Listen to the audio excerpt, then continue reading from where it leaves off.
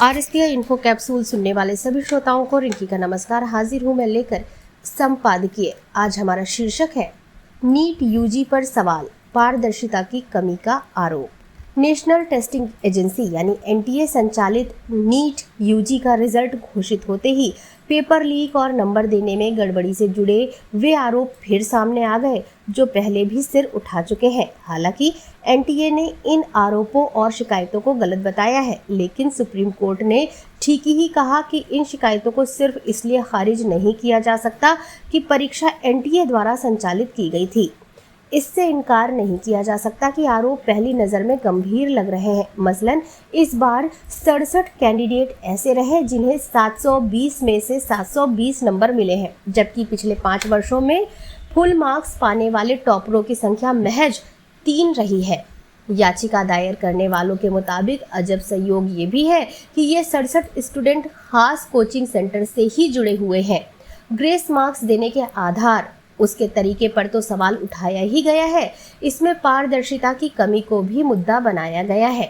इन सब पर हालांकि एनटीए का अपना स्पष्टीकरण है, लेकिन देश में जितने बड़े पैमाने पर स्टूडेंट्स इन परीक्षाओं में शामिल होते हैं और उनकी आकांक्षाएं जुड़ी होती हैं, उसे देखते हुए गड़बड़ी के संदेह के लिए कोई गुंजाइश नहीं छोड़ी जा सकती।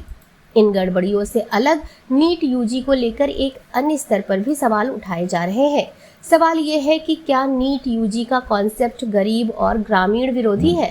खास तौर पर तमिलनाडु सरकार ये आरोप लगाती रही है कि नीट यूजी के कारण राज्य के तमिल भाषी स्टूडेंट्स को नुकसान हो रहा है। शुरू में इसे एक क्षेत्रीय दल की विशिष्ट राजनीति से जुड़ा मुद्दा माना गया, लेकिन इस बीच तमिलनाडु सरकार द्वारा गठित जस्टिस ए.के. राजन कमेटी की रिपोर्ट आ गई जो इन आरोपों की पुष्टि करती दिख रही है।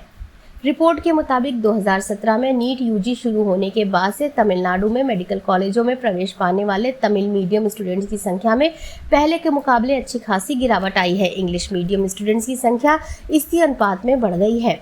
यही ट्रेंड ग्रामीण और शहरी क्षेत्रों के स्टूडेंट में भी देखने को मिला है। सवाल ये है कि क्या यही स्थिति अन्य राज्यों में भी बन रही है? अगर हाँ, तो उसके पीछे क्या वजहें हैं? इसे कैसे संतुलित किया जा सकता है? पेपर लीक और ग्रेस मार्क्स में कथित गड़बड़ियों की जांच तो हो ही, परीक्षा प्रणाली में जाने अनजाने रह गए पूर्वाग्रहों पर भी खुले दिमाग से विचार होना चाहिए। तो श्रोताओं, ये था हमारा आज का संपादकीय जिसका शीर्षक था नीट यूजी पर सवाल, पारदर्शिता की कमी का आरोप। फिर होगी आपसे मुलाकात अगले सप्ताह एक नए शीर्षक के साथ। तब तक स्वस्थ रहिए, मस्त रहिए और सुनते रहिए आरएसपीआई इन्फो कैप्सूल। नमस्कार।